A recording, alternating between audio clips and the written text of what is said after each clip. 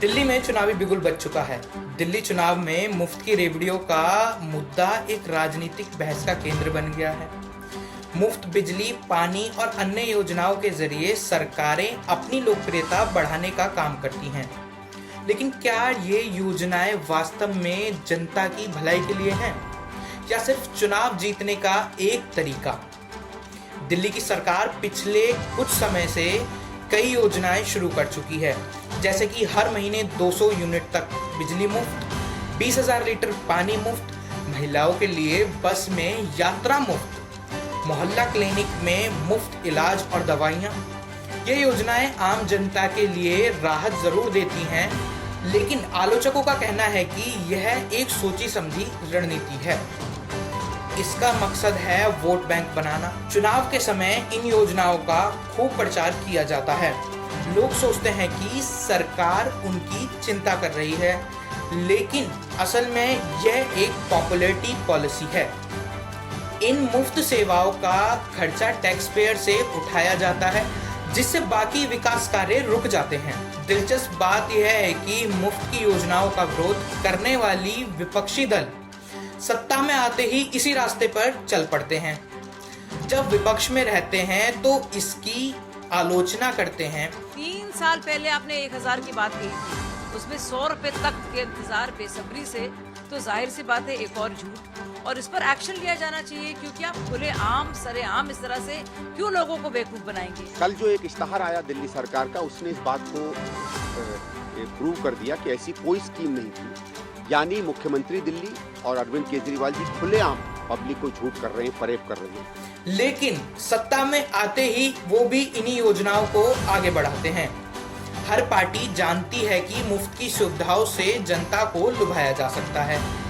BJP ने कई राज्यों में फ्री राशन योजनाएं लागू की हैं। कांग्रेस ने राजस्थान और छत्तीसगढ़ में मुफ्त बिजली और पानी देने का ऐलान किया है। दूसरी क्षेत्रीय पार्टी जैसे कि टीएमसी, डीएमके और आप भी इसी रास्ते पर हैं। इससे साफ है कि मुफ्त की रेवड़ी एक संस्कृति कल्चर बन चुका है। एक पार्टी तक ये सीमित नहीं है। सरकारें भले ही इसे जनता की मदद के नाम पर पेश कर रही हैं, लेकिन पीछे छुपे हुआ एजेंडा साफ है, सिर्फ और सिर्फ वोट बैंक को इकट्ठा करना। टैक्स पेयर के पैसे से ये योजनाएं चलाई जाती हैं, जिससे बाकी क्षेत्रों में जैसे कि शिक्षा, स्वास्थ्य, सड़क के फंड में कमी आ जाती है।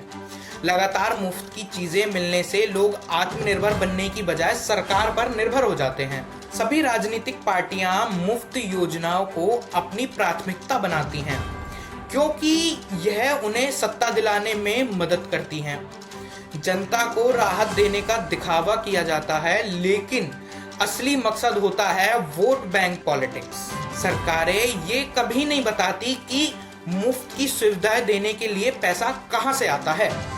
विपक्ष भी इसका विरोध करता है, लेकिन सत्ता में आने के बाद वही रणनीति अपना लेता है। इसके कुछ समाधान भी हो सकते हैं, जैसे कि केवल जरूरतमंदों को ही मुफ्त की सेवाएं दी जाएं। मुफ्त योजनाओं के साथ साथ शिक्षा, स्वास्थ्य और रोजगार पर भी ध्यान दिया जाए।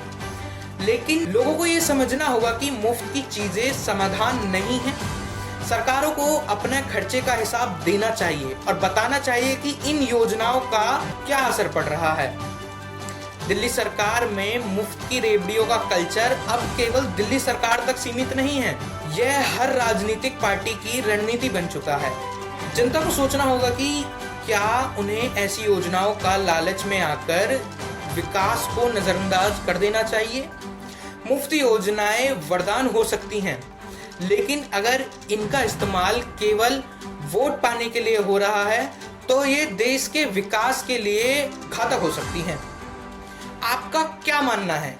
क्या सरकारों की ये मुफ्त योजनाएं सही दिशा में जा रही हैं या सिर्फ राजनीति का एक खेल है?